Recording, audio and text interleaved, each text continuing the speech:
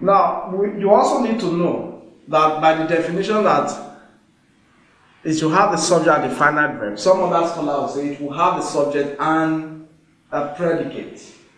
A predicate contains a finite verb and probably also an object. That is what it means. But so, because if you have a finite verb, you probably have its object. However, if that finite verb is an intransitive verb, then you may not need an object. For example, if we take, let's take the examples and explain with them. We just move down. Examples. The man has slept. Your subject is this. The verb is has slept. Having M auxiliary and the head slept. So, in this case, you have the subject and the finite verb, and this is a clause standing alone.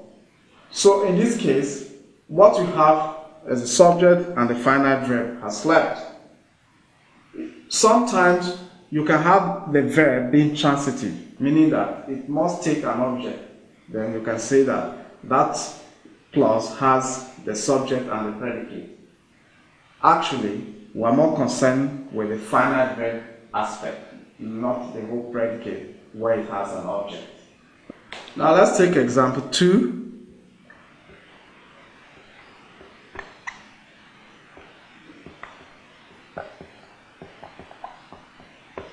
I took the umbrella because it was raining. Alright? Now, if you look at this, the example 2, we have two clauses here. We have I took the umbrella. We have because it was raining. The first structure underlined twice is the independent clause. The independent clause. Then the second structure with one line, underlined one, is the dependent clause.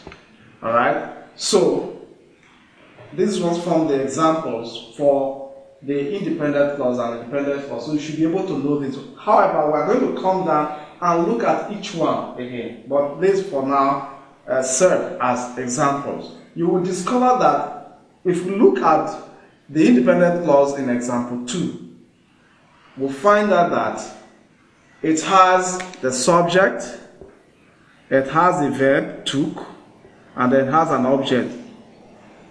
So we can say that this clause has the subject and the predicate. And then this other one, we say it has a subject. Of course, whatever comes after the subject is still the predicate. But this predicate in this case has only the finite verb. While the predicate in one of the structures of example 2 has both the finite verb took and the object, the umbrella. Then the second clause has the subject and just the verb, which is a finite verb as well. So you want to remember these issues. Then another thing we need to underscore with this example, remember by our definition, we have two types of clauses. The example 2 gives you the two types, but example 1 gives you one type, which is the independent clause. Then the example 2 has the independent clause and the dependent clause together. We will see why one will be independent and the other dependent as we move on to explain each of the broad types of clauses that we have.